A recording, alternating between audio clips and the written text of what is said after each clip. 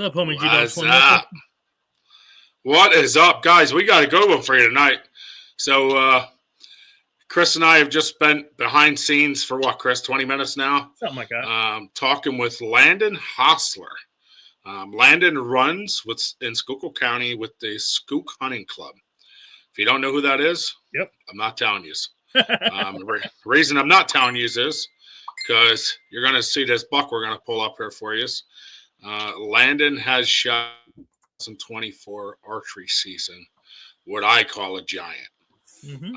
At 19 years old, he has accomplished a goal that most men at the age of 90 haven't seen.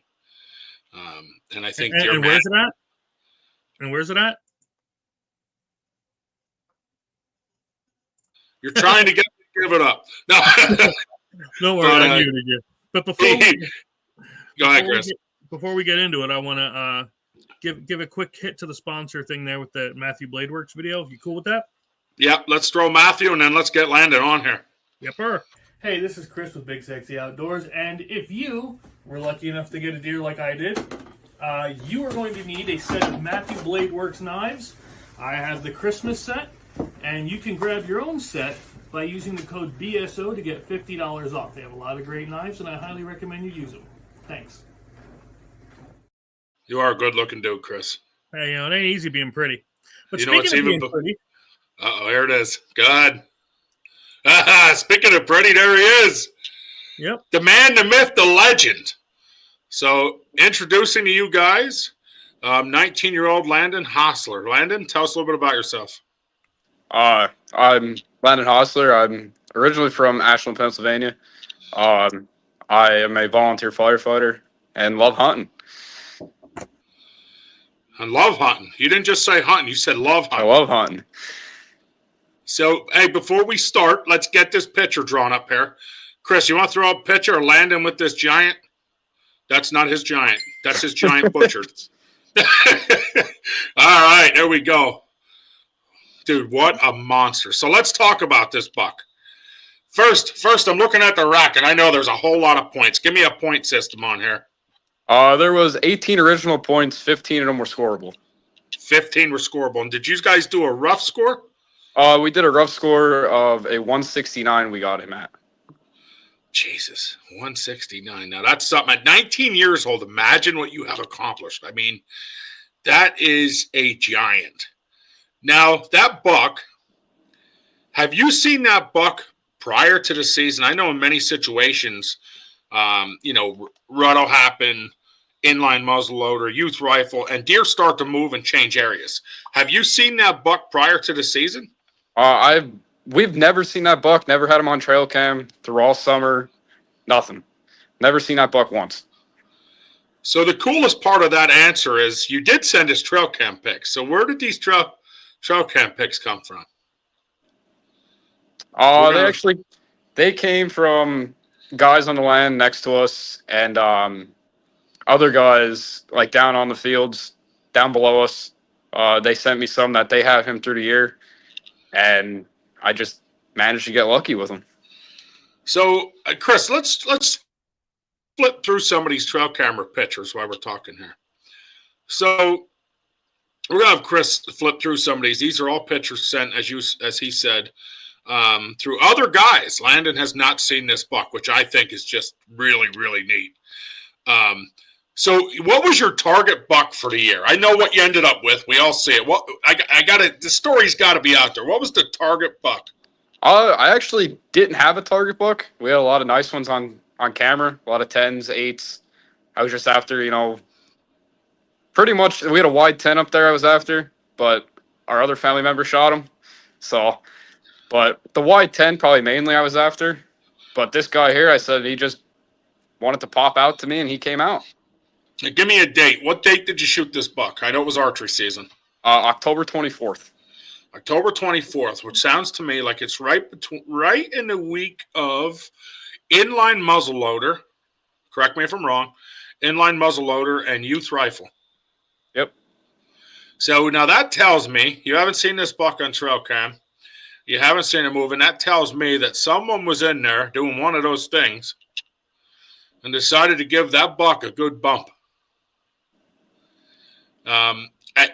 So, morning and afternoon sits. Where does this buck appear? I know that, some guys sit all day, some guys sit early morning, some guys sit late evenings. Some guys prefer one and not the other. I've seen guys that won't even hunt unless they're in the afternoon. What's your strategy different from last year to this year? At what point does that change? This year I actually got to sit a lot more. More afternoon hunts than anything. Like, not a lot of morning hunts with work and everything, but afternoon hunts are the way to go. So we just got a comment. He was on trail camera an hour before he shot it. Yes. So the guys on the land behind us, they had him on camera around 4:30, 5 o'clock. And then it was like right around 6:30, he circled around into me, and he was heading back towards them around 6:30. But I said I wasn't passing him up. No, that's not a buck you pass up. So hey, what's up, Keith? So what Jesus, I mean, I just keep looking at this buck. What a giant. So he's turning around, he's going back. Tell us your shot. Tell us what you're feeling at the moment of shooting something like this. Because what's the biggest buck you shot prior? A 9-pointer. A 9-point. And how big was that? We didn't get him scored at all, but I mean, he was decently sized. He wasn't really big, but he was, he was big. His mass was big, but this guy here, I don't know. So what's the feeling difference when you've seen that 9-point, your biggest buck last year, to your biggest buck you'll probably ever shoot? What was the feeling difference when you seen this come sneaking in? So I was it was right at dark, and I was like about ready to get down. I'm like, I wasn't seeing anything else for tonight. And right when I was about to get down, I heard something coming into me. And I looked out. I thought maybe it was another doe coming through. And I seen the antlers. Well, I actually thought he was an 8-pointer coming through. Didn't know what he was until I found him. And Eddie goes, I found 8 on one side. So I had no clue what he was. No idea at all. Didn't even know he had that many points on him. So Eddie found him. Eddie came up and helped me look for him, and we found him. Oh man. So what was your yardage? Tell us. How close was this buck? Because your heart had to be pumping. So he came in, he stopped at about 40 yards. He was sniffing on doe. And then he moved in. I shot him around 25 yards. 25, 30 yards I shot him at.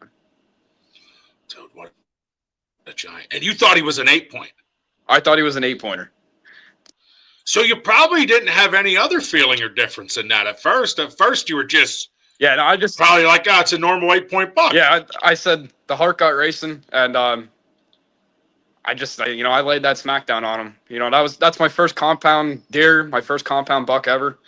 I shot crossbow prior to this, and then I actually took the compound out this year, and that's what he laid me with. So it's your first compound kill, yep, and your first giant, and Ruff giant. Scored at 160... 169. 169, dude, that's insane.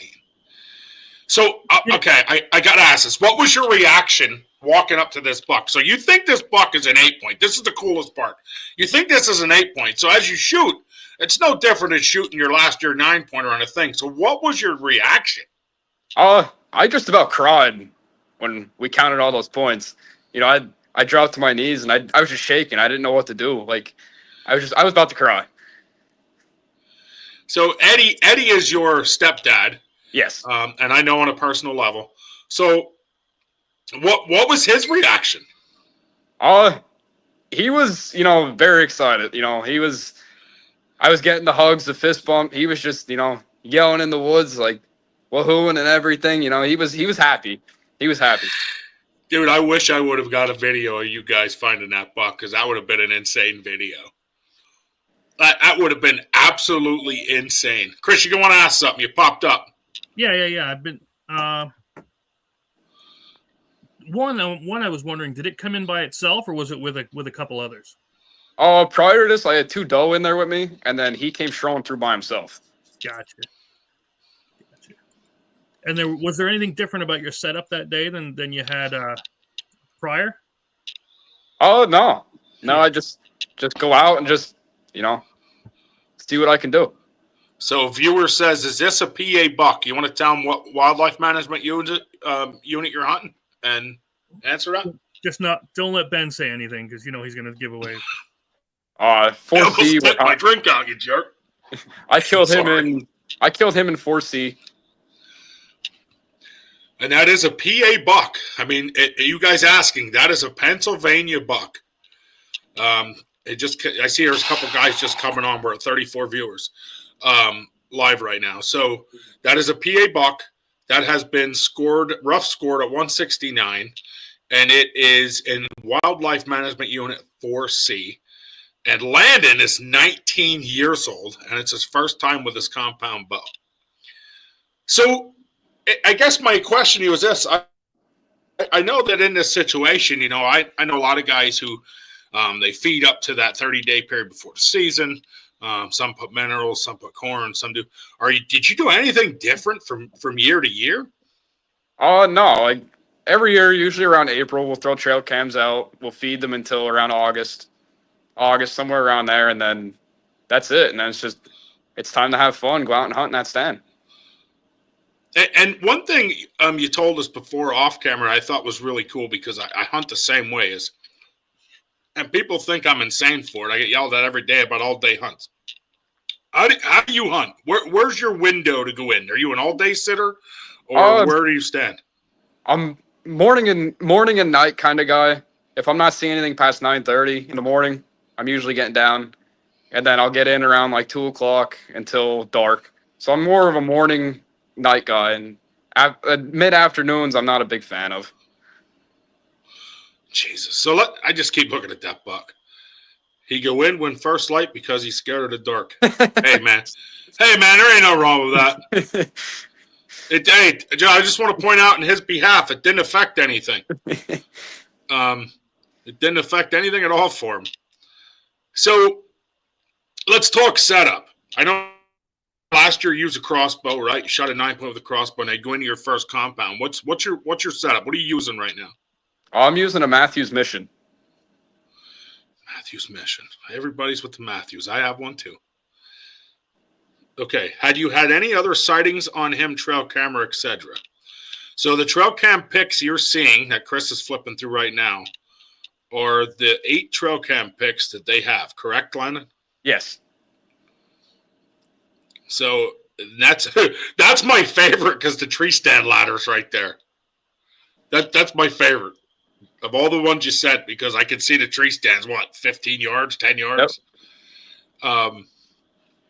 And again, you guys just catching on. I mean, they didn't even see this buck on their property. This buck has been seen on all the neighboring properties, never once on theirs.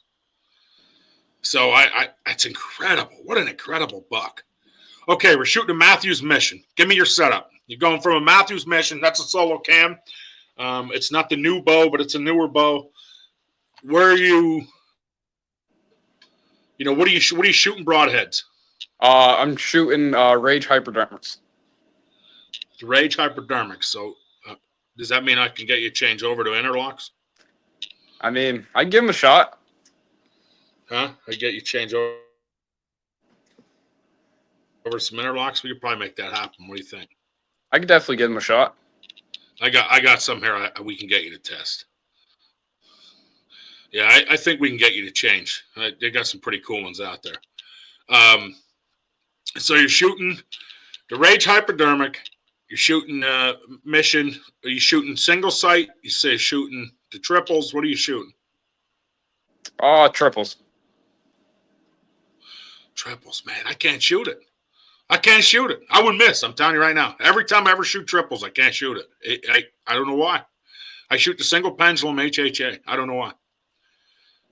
I just can't do it. So kudos to you. And anybody else that can shoot them 3 pins. I'd rather move mine and just adjust it on a runner, Best one there is I use knockoff Rage. A lot of guys do, honestly. Jesus, dude, when I look at this buck, I'm just like, wow. I mean, you're 19 years old. This is an accomplishment that most men, again, at 90 years old, can never achieve. And not because they don't want to. It's just because, the difference in it. Go ahead, Chris. Now, again, as cool as this is, and don't get me wrong, it is. What I liked what he said before was it's a meat buck. You know what I mean? It would be the same again. Where'd he go? So the one thing he said off, and Chris is right, now off screen, is he's a lot like us. We're meat hunters. Of course, we don't want to shoot dinkers and little ones, but in the same breath, if push come to shove, we're going to shoot what we have to take a deer home and eat it. Now, how many deer did you pass on? I know we talked about this a little bit. How many deer did you pass on before taking this buck? Beginning archery, middle archery, I passed up a couple 6s. I passed up an 8. I said a lot of doe, I seen, but not a lot of buck. I said a couple 6s, an 8, somewhere around those areas. Now, you're passing up on deer, and I've done this, right? I just told you off camera that I passed up on some this year, and here I am to buckle a shooter again. So, are you that confident in where you're hunting that, passing up on those 6s and 8s, that you're confident between the archery and rifle, you're going to put a deer in the ground? Yeah, I'm 100% confident of the spots that we have, because there's every spot you go and you're going to see something, you're going to shoot something. We have a lot of spots up there to get a lot of kills on. Anywhere you go, you're going to see a deer. That's a pretty reassuring, confident thing, if you ask me, because that's what I struggled with this year, being able to get that spot and be very confident in what the next step is. So I have a new piece of property I'm working on, so that's a big deal. That's confidence is key, man. If you're 100% confident you can do that, that's incredible. Yeah, absolutely incredible. So I kudos to you that you have the confidence and belief in what you do enough that it will pay off. Chris, you're back. Go ahead. No, first I want to say, hey, Mike, hope all gets better for you. But now, do you prefer, if you had your druthers, right, if you had your choice, would you rather do archery, rifle, muzzle loader? I'm more of an archery guy. I love archery. The weather's awesome, but it's just taking a deer with the bow is just 10 times better than taking one with the gun. So speaking of that, let's ask this, and this is a big question. Why is that? What was that? I was gonna say, why is that? Why do you feel that? I don't know. I just feel like they're not really as pressured in archery, where when you're out with the gun, everybody's out, everybody's shooting. It's different. Archery, I think it's just way different. It's more excitement than shooting one with the gun. Sorry, I always say any idiot can shoot a deer at 200 yards. That's what I always say. If you do enough of practice, anybody can kill a deer at 200 yards. Yeah. So I think that's what makes it different for me. As for, I think Chris led into a great question, which is, this is your first compound kill. Yeah. Tell me the difference and what was so different for you in this? What was different about it is killing one with the crossbow versus killing one with the compound. There's more of a challenge with the compound over the crossbow. And just getting him with the compound is just a 100% accomplishment. Because I killed the 9-pointer with the crossbow. I was excited, but not as excited as killing with the compound. Like, it's more of a challenge. It's more of excitement. I don't know. So archery is where it's at when I take kid archery. Yeah, I agree completely, freezer bound. Landyn, and I didn't tell you in the beginning, but if you watch the bottom of your screen, I'm sure you're on a phone or a laptop. There's a lot of comments and questions going, so we try to call them out for you. Hey, there's Random Adventures 2.0. What's up, Tony? So I just think this is amazing. I mean, what's your plans for next year in this? I mean, when you shoot a buck this big, you gotta be struggling on a plan for next year. I don't know. That's hard to decide at the moment. I mean, just keep doing what I do, go out. I mean, like I said, like you said, I'm never going to see another big buck like that probably ever in my life. It's just going to be, whatever's nice, it's, I don't know. What your I really gut don't know. tells you. That's a challenging question there. So I have what your gut tells you. Yeah. Yeah. So I have 2 questions for you. You're on, Chris. What kind of mount are you getting for this? Because I know you got to be getting this one.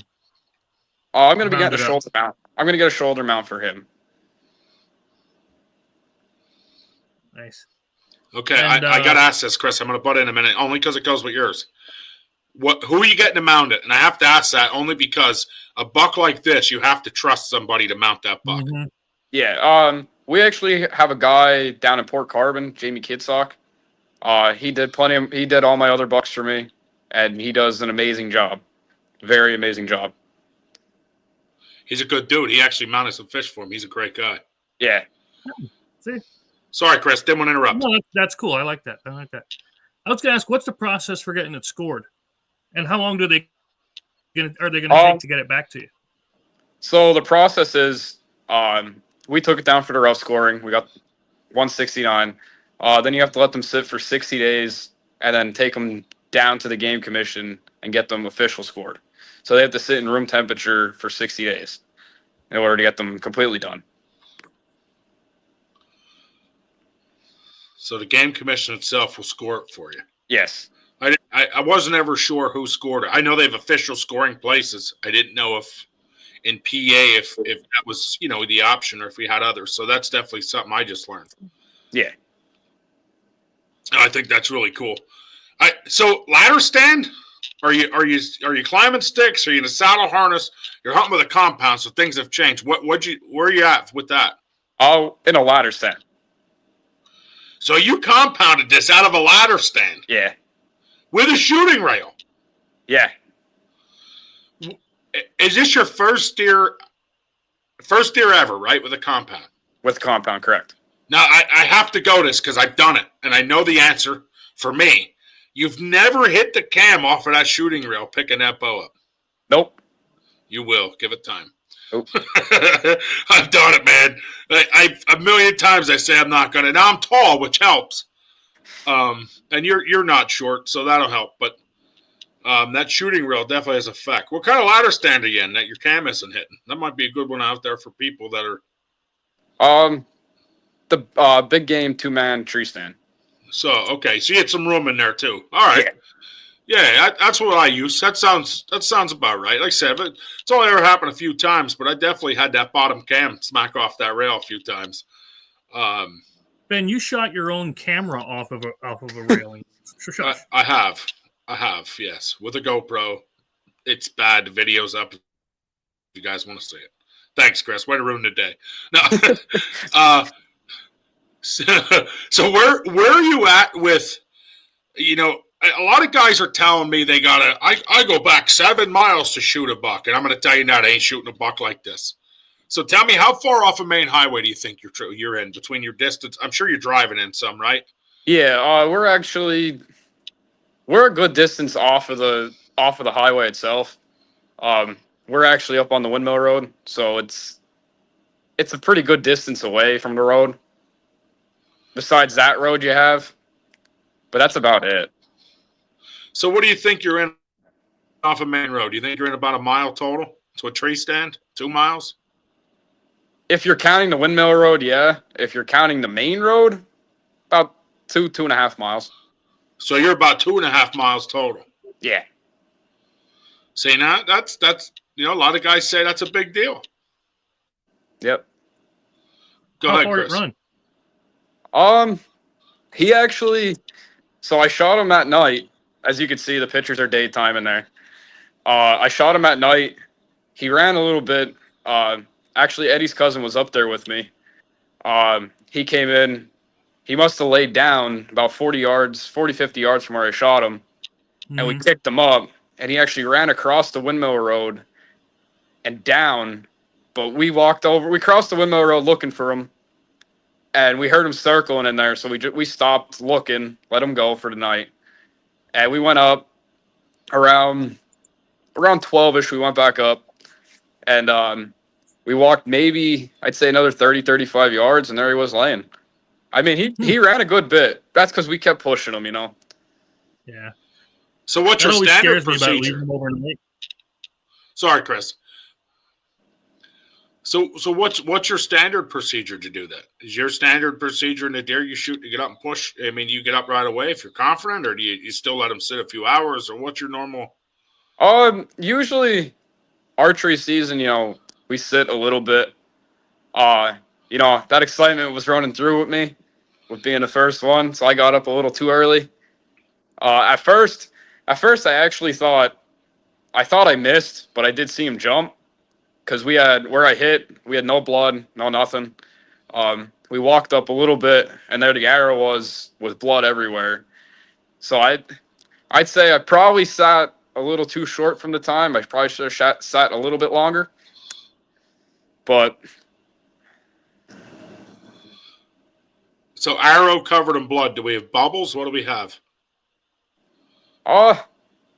Not really a We have lot lung of blood, dark blood, It was more like a lightish blood. lightish blood. Okay. So if you're hitting light, you're probably down lower a little bit. Yeah. Where'd you hit? Just across the bottom of them? You hit the heart and just graze it? No, I actually came in. I kind of quartered him a little bit when he came in because I said he was getting really hot on those doe. That was, let me try to think.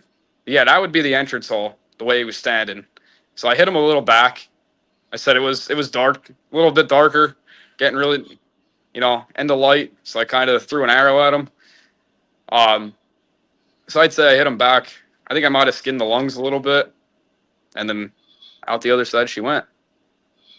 Hey, he's on the ground, man. Don't really matter where you hit it. I've seen some guys in my lifetime make some horrible shots, hit him in the front, just graze. I seen a guy one time, this is the truth, just graze the front leg of a buck. And that deer was only laying 20 yards away. He hit a main artery in the leg. Yeah, actually, what the heck were the chances of that? About a week or two before that, I shot a doe, and I actually cut her in the neck with the arrow, and she died. I sliced the jugular in half. Yeah. So there's another awesome task. First year with a compound, and you shot a bow, and you shot your a doe too. Yep. So that's your first time ever tagging out. Yep. So you've accomplished at 19 years old a whole lot of pretty cool achievements already. I bet your stepdad and mom are pretty proud. Who's strutting more, your mom or your stepdad? Who's strutting more? Tell me. Who's? Probably more of my stepdad. Yeah, I could see that. Yeah.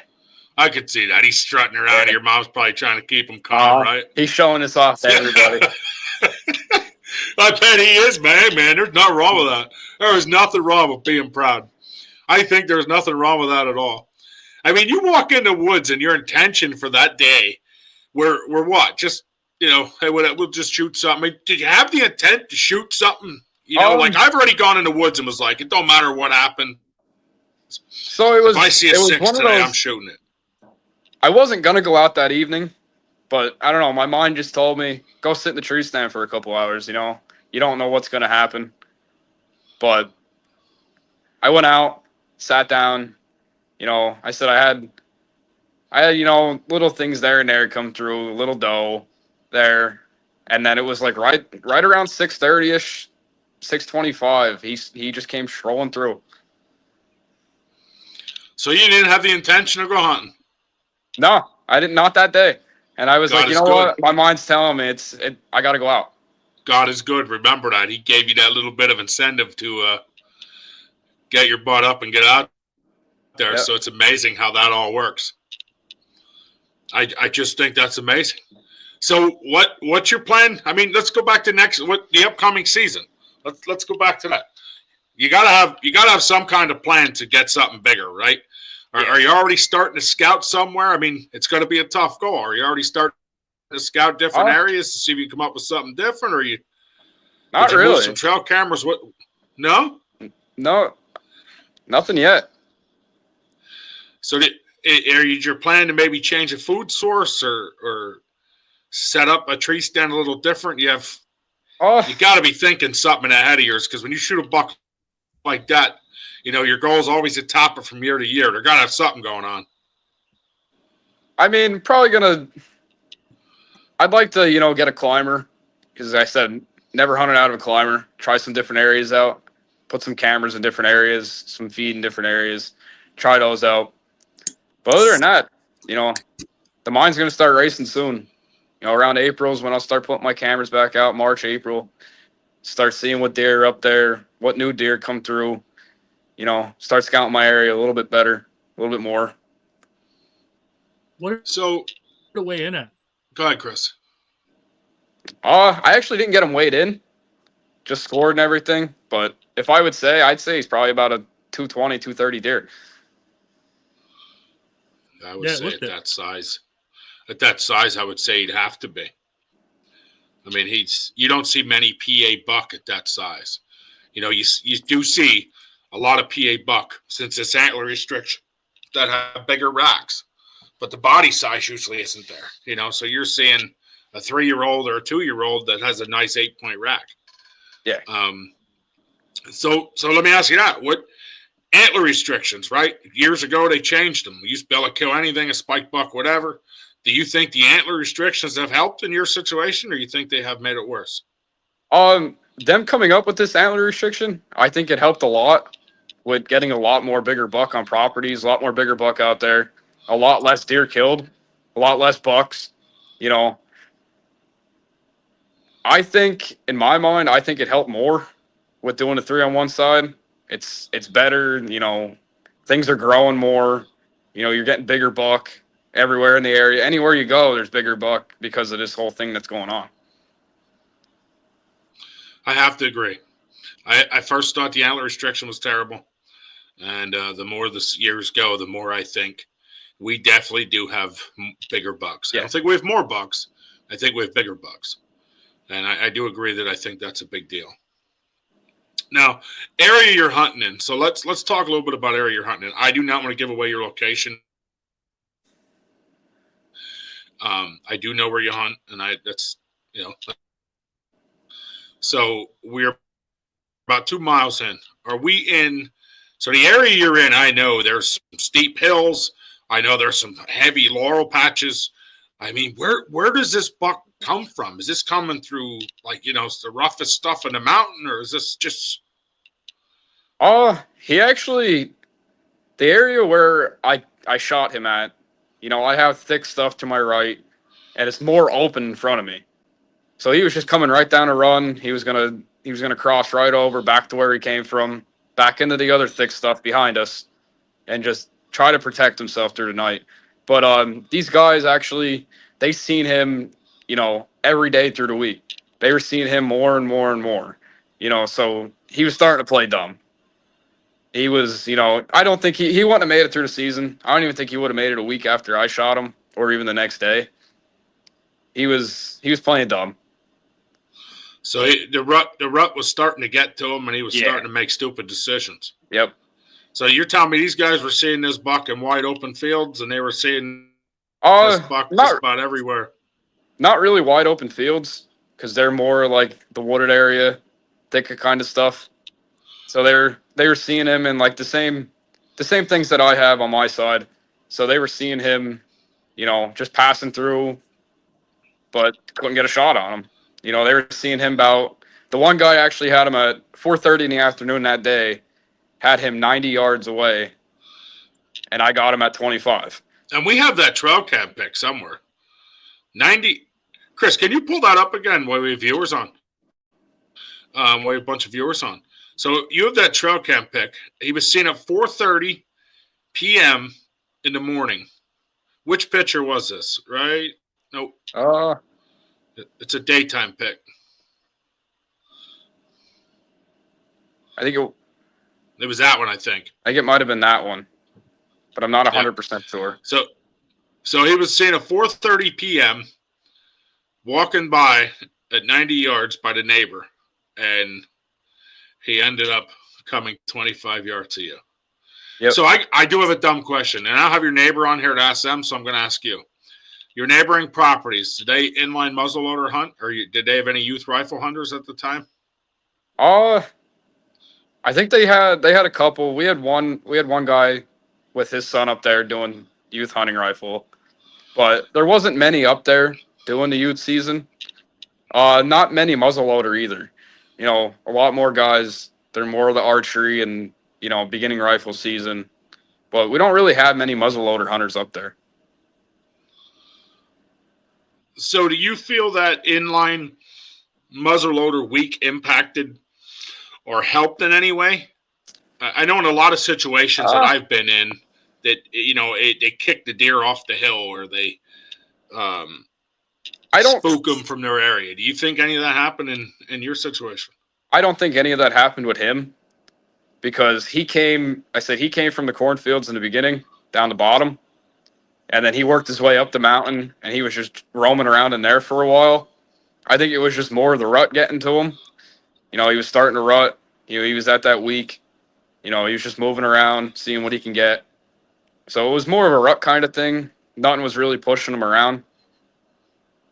Just him chasing. That's incredible, because the property you're at and the land you guys lease off is immense. So that's to me, that's incredible that all that exists and nobody pushed that around. But if there is nobody doing those things, I mean, it's not hard not to, you know.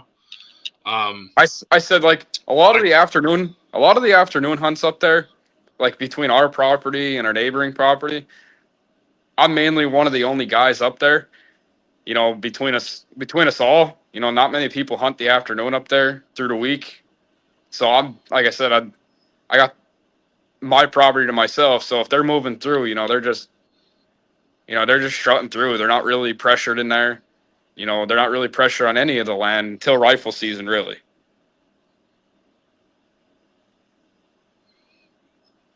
So inline screws it up, or at least for bow hunters and mature deer.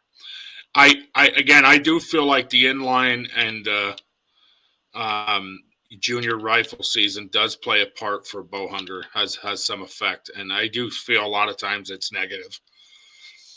And that's kind of what I was thinking. If nobody's seen it on this property, you know, if you didn't see it or none of your other guys, and then all of a sudden it showed up, that, you know, is it possible came from one of them? But it doesn't sound like it's a big probability. But I do, Ted. This is Ted from Off the Hook Outdoors commenting. So yeah, I do agree with you, Ted. I do. Now here's the only thing I will say. So I'm gonna give you a twist on this. I do think that any season that allows a youth hunter to get out in the woods and harvest something makes it better. So I would never suggest we eliminate it because of that. I mean, here's Landyn at 19 years old, that your stepdad took you out when you were young, right? In a youth rifle? Not really youth rifle. I said, you know, I'll go back to younger years here. He started taking me out with him. I said, you know, when I was younger, you know, around 8 years old, he took me out. I wasn't really into it, wasn't really into the hunting thing. And then he shot a deer with me in the stand, and that just made me fall in love with it. You know, it was, you know, I wanted to hunt every day, wanted to hunt every weekend. And as I got older, it was every day I'm out hunting, you know, out checking trail cams, you know, doing all that kind of stuff. You know, hunting is my thing around, you know, October, end of September. And you spend a lot of time preparation, just trail cams. Yeah. And that's it. A lot of guys are putting a lot of like food plots, and I guess in your area there isn't a whole lot of places that do that, is there?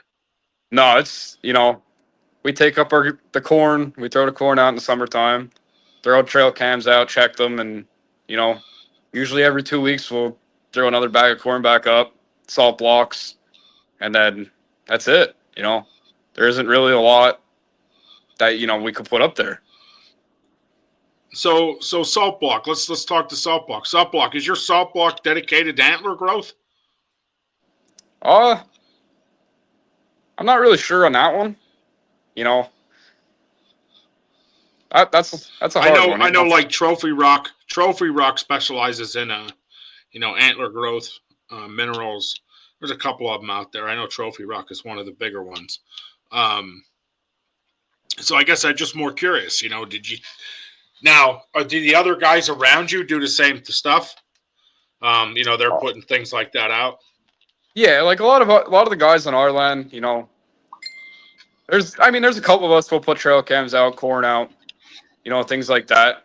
I'm not really too sure if the neighboring property does it a lot, but we do it. You know, we're up there. It's usually every other week we're up there putting, you know, more corn out, checking cams, things like that. You know, it's the neighbor a property are routine. doing the same thing. Yeah. Yeah, and if the neighbor properties are doing the same thing, I mean, the reality is you are growing the horns. The horns are, you know, anything you do is going to help make the horn growth. So, yeah, you know, that's also a big part in this management. So I think it's great. I think that having you on here for these 45 minutes and kind of letting you tell your side of it is incredible. So I'm gonna ask you this. Is there anybody out there you need to? I know me, man. When I do something awesome, I got to thank people. Is there anybody out there you want to give a shout out to or thank, especially in any of this? With this whole hunt, I want to thank Damian Nur and Eddie Ashfield for helping me, you know, find this deer, you know, helping me get this deer out of the woods, and all the guys up at the School Hunting Club. You know, they're just a great group of guys to hunt with. You know. But they're my big shout-outs for helping me find this one. You know, shout out to Booper, too, for killing a nice dandy the other week. Yeah, Booper killed a dandy. We got him on the Facebook page. We're showing him off like we were yours. He definitely shot a dandy. That's one he won't forget either. So the good news is we hit our 45-minute mark. That's always a goal when we're here. We hit it. I'm happy we hit it. We hit it in good, deep conversation. And I'm gonna leave the show with this. So while we have people watching, I always ask this, and I think it's a great thing to ask. So I think we should leave the show on a good note. And I'm gonna ask you this: if you had any advice to give somebody out there after shooting this big buck, what would your advice be to help them get in the situation you were in? Some advice, you know, just, you know, don't be antsy in the tree stand, you know. Have patience, you know, wait it out. You know, don't be antsy getting down, you know, 30, 40 minutes before light. You know, sit there till dark if you can. But other than that, you know, just have fun, you know, be patient. God is good. That's for sure. I always give credit to God when something great happens, man, because without him, we got nothing, you know? No. God is good. He is good. He gave us this world to enjoy, and he gave us these moments and these memories to cherish. And I mean, my God, what a moment you have at 19 years old. What an accomplishment. What an achievement. I wish I could have seen your stepdad jumping up and down like a madman, because I'm sure you both were probably hugging each other and screaming and yelling. Congratulations, man. I do have one more shout out. The place Absolutely. that butchered my deer, Brown's Butcher down in Pine Grove. They do awesome work. You know, they got at my deer. You know, they're awesome. Brown's Butcher in Pine Grove. Well, this Brown's from Pine Grove, so I'm sure we're related in some way. So I'll have to talk to them guys and see which one of my guys are doing that. But Landyn, I want to say thank you, man. Thank you very much for coming on the show. Thank you for allowing us to show off your pictures and talk to you. And thank you for sharing your times and memories with us. I appreciate it. And God bless, man. Thank you very much, and congratulations. Thank you. Thank you, buddy. Have a great night. You too.